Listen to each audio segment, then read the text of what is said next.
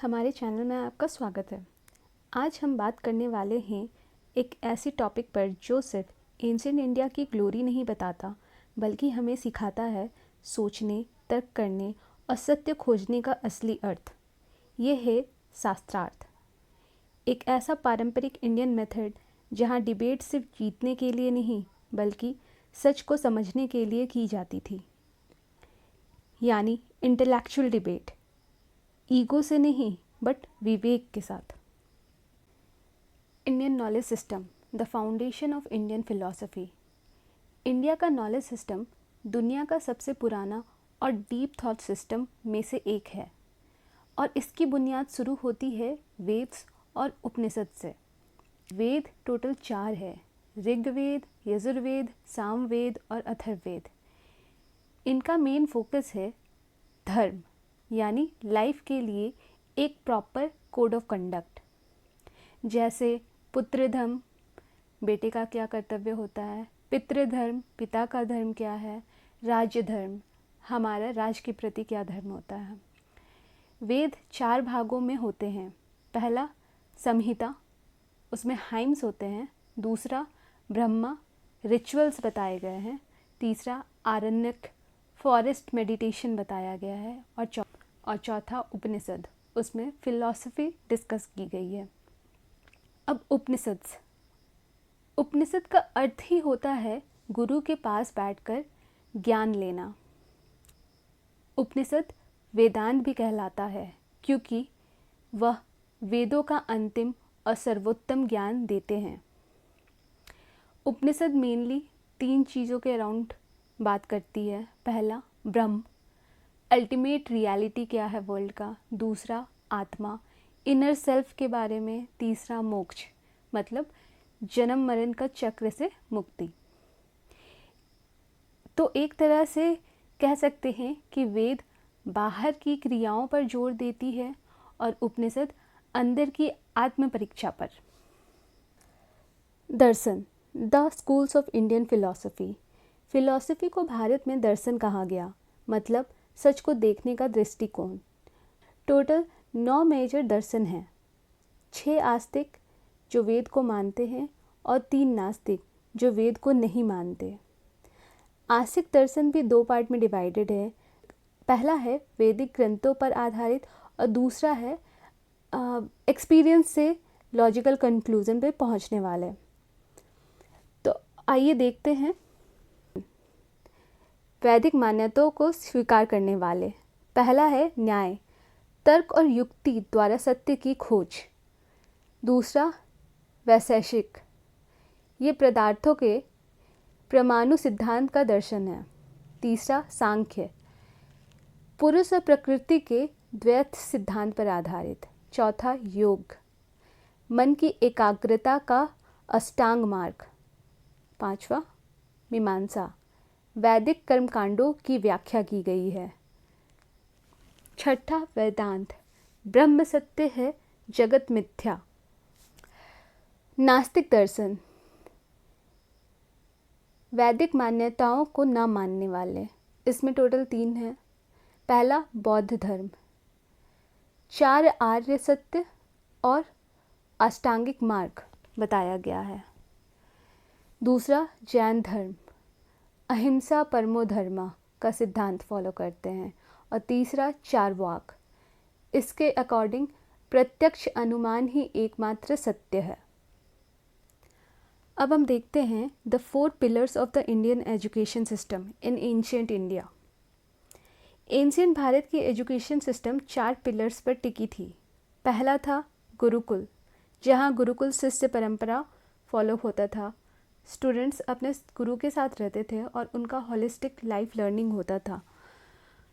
दूसरा समिति, समिति में ग्रुप डिस्कशन और रिफ्लेक्शंस होता था, जैसे कि सेमिनार। तीसरा तपस्थली, इसे तपस्या या इंटरनल स्पिरिचुअल प्रैक्टिस भी कह सकते हैं। इसमें एक या ग्रुप में लोग आकर एक टॉपिक पे डीप रिसर्च किया करते थे। चौथा है शास्त्रार्थ, ये सबसे यूनिक है। इसमें फिलॉसफिकल डिबेट होते थे जो कि सिविल, लॉजिकल और रेस्पेक्टफुल वे में किया जाता था। यह सिस्टम सिर्फ याद करने वाली एजुकेशन नहीं थी, ये जिज्ञासा पर आधारित थी। पहले हम लोग समझते हैं कि शास्त्रार्थ की ज़रूरत कब होती थी। जब दो दर्शन मानने वाले स्कॉलर्स के बीच में कॉन्फ्लिक्ट होता था, उस केस में शास्त्रार्थ होता था, या फिर सेम फिलॉसफी को मानने वाले, सेम दर्शन को मानने वाले स्कॉलर्स के बीच में कंपटीशन होता था, तब शास्त्रार्थ होता था। तो अब चलते हैं एक हिस्टोरिकल डिबेट की तरफ, गार्गी वचकनवी और याज्ञवल्क्य ऋषि के बीच। ये डिबेट हुआ था किंग जनक के दरबार में।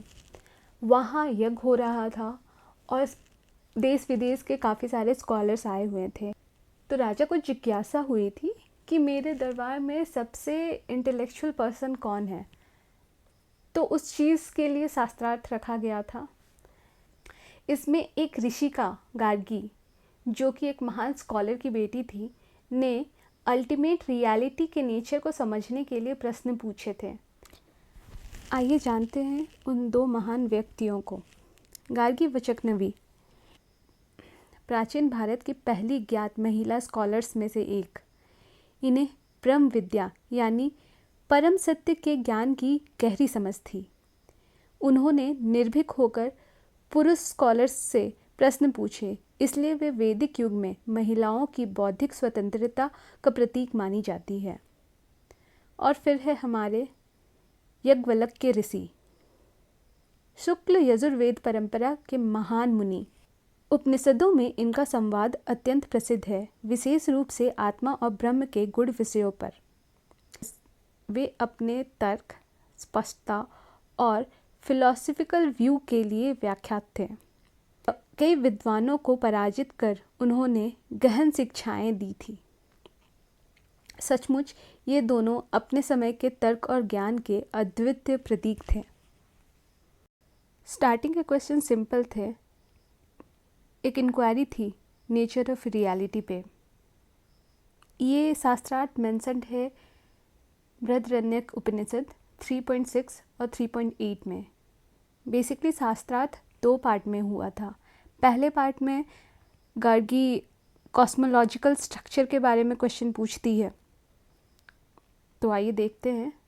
गार्गी का पहला क्वेश्चन होता है कि यह जगत और उसके ऊपर स्वर्ग और नीचे पृथ्वी और बीच में जो कुछ भी है, यह सब जल पर ओतप्रोत है।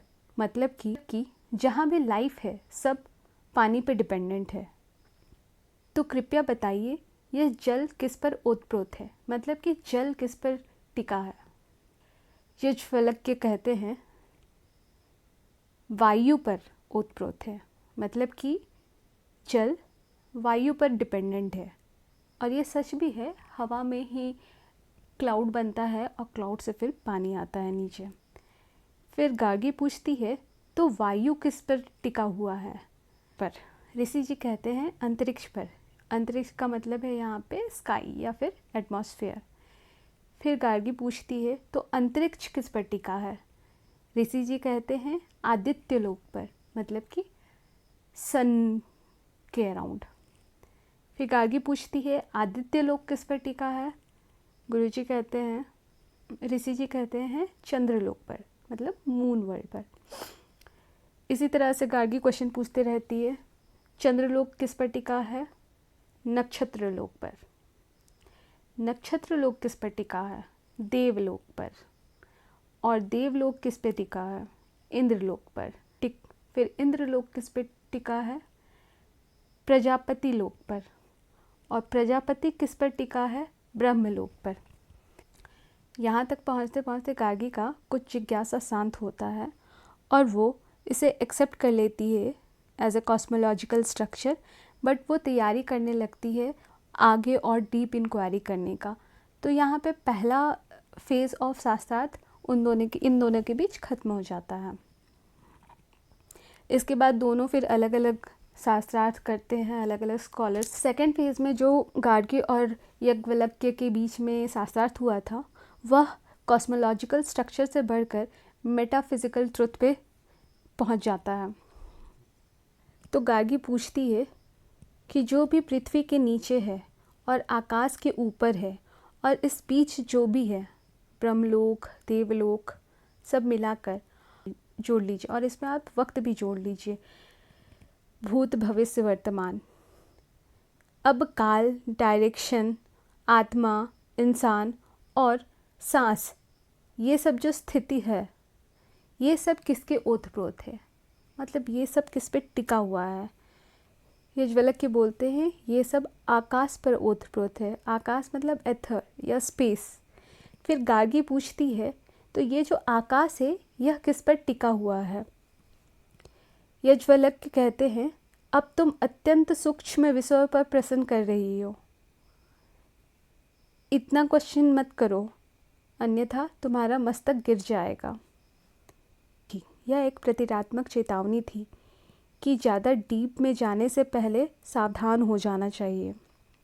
फिर वो बताते हैं कि सब कुछ अक्षर पर ओतप्रोत है, मतलब सारा चीज़ डिपेंडेंट है अक्षर पे। अक्षर क्या होता है, उसे बोला जाता है द इम्पेरिशेबल, मतलब कि उसमें न नेत्र है, न कर्ण है, न वाणी है, न मन है, फिर भी वही सबका कारण है, सब उसी पर आधारित है। तो इस तरह से गार्गी का जिज्ञासा शांत हुआ और उसने हार स्वीकार की। याज्ञवल्क्य ने बताया कि अंतिम आधार जो है वो अक्षर है और ये जो अक्षर है ये अनचेंजेबल है, अननोएबल है और ओमनी प्रेजेंट है। बाद में वेद में इसे ओम अक्षर से रिलेट किया गया है। यह शास्त्रार्थ दिखाता है कि वैदिक भारत में ट्रुथ सीकिंग इंक्वायरी कितनी गहरी और तार्किक होती थी। अब हम दूसरा शास्त्रार्थ देखते हैं। ये शास्त्रार्थ हुआ था आदि शंकराचार्य और मदन मिश्र के बीच में। ये हुआ था 8th सेंचुरी CE में और एक प्रमुख शास्त्रार्थ था। आदि शंकराचार्य अद्वैत वेदांत को मानते थे और मदन मिश्र मीमांसा स्कूल ऑफ फिलॉसफी को मानते थे। लोकेशन इसका था मसीही मिथिला में।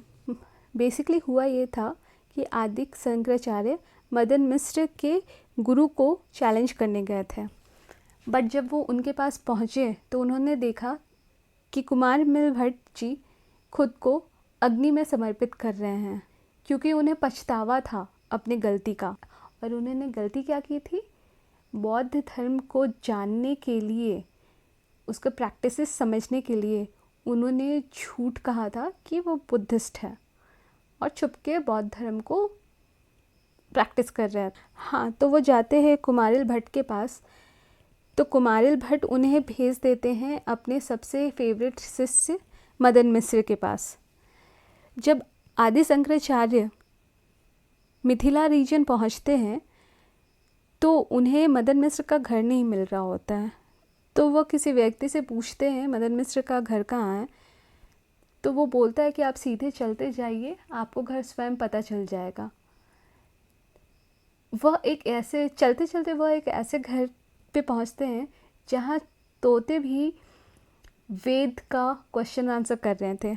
इससे आदि शंकराचार्य समझ जाते हैं कि यही मदन मिश्र जी का घर है और वो वहाँ जाके मदन मिश्र जी को शास्त्रार्थ के लिए चैलेंज करते हैं।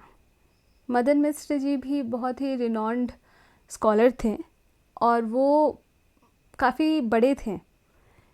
आदि शंकराचार्य उम्र में भी काफ़ी छोटे थे, तो मदन मिश्र आउट ऑफ रेस्पेक्ट बोलते हैं कि ठीक है, शास्त्रार्थ करते हैं, जज आप चुनिए।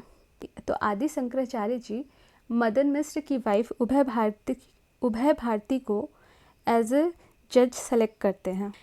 यहाँ ये जानना इम्पॉर्टेंट है कि आदि शंकराचार्य और मदन मिश्र के लाइफ में क्या डिफरेंट था। दोनों का लाइफस्टाइल डिफरेंट था। आदि शंकराचार्य ब्रह्मचारी थे और मदन मिश्र जी गृहस्थ जीवन जीते थे। दोनों के फिलॉसफिकल पॉइंट ऑफ व्यू में भी डिफरेंस था। आदि शंकराचार्य अद्वैत वेदांत को मानते थे। द्वैत कॉन्सेप्ट में ये माना जाता है कि हमारा सोल अलग है और ईश्वर अलग है और हम सब ईश्वर के दास हैं। अद्वैत कॉन्सेप्ट में ये माना जाता है कि ब्रह्म एक ही है और हम सब में ब्रह्म निवास करते हैं, तो सोल और ब्रह्म अल्टीमेटली एक ही है। From victory to greater inquiry. शास्त्रार्थ काफ़ी लंबा चलता है, काफ़ी दिनों तक चलता है। दोनों ही बहुत ज्ञानी थे। शास्त्रार्थ देखने काफ़ी दूर दूर से लोग आए होते हैं। अंत में मदन मिश्र की हार होती है।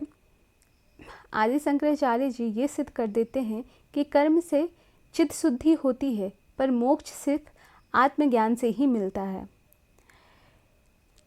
तो मदन मिश्र जी अपने हार स्वीकार कर ब्रह्मचार्य अपनाने जाते हैं। बट उभय भारती जी उन्हें विजेता तो घोषित कर देती है, बट उन्हें कहती है कि आप तभी जीतोगे जब आप मुझे भी शास्त्रार्थ में हराओगे। फिर उभय भारती जी ने शंकराचार्य से काम, डिज़ायर और स्त्री पुरुष रिलेशन के बारे में क्वेश्चंस किया, क्योंकि वो जानती थी कि आदि शंकराचार्य जी ब्रह्मचार्य फॉलो करते हैं, तो उन्हें गृहस्थ जीवन का कोई अनुभव नहीं था।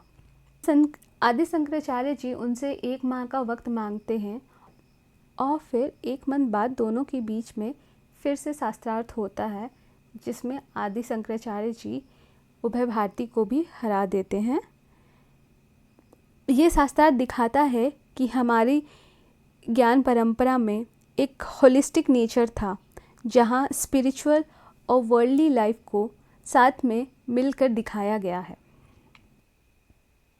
कंक्लूडिंग थॉट, इंडियन ट्रेडिशन में डिबेट का मतलब था तर्क से सत्य की खोज, ना कोई पर्सनल अटैक, ना जीत की लालच, बस एक क्वेस्ट नॉलेज के लिए। शास्त्रार्थ is our ancient way of keeping knowledge alive through questioning, reasoning, and deep mutual respect.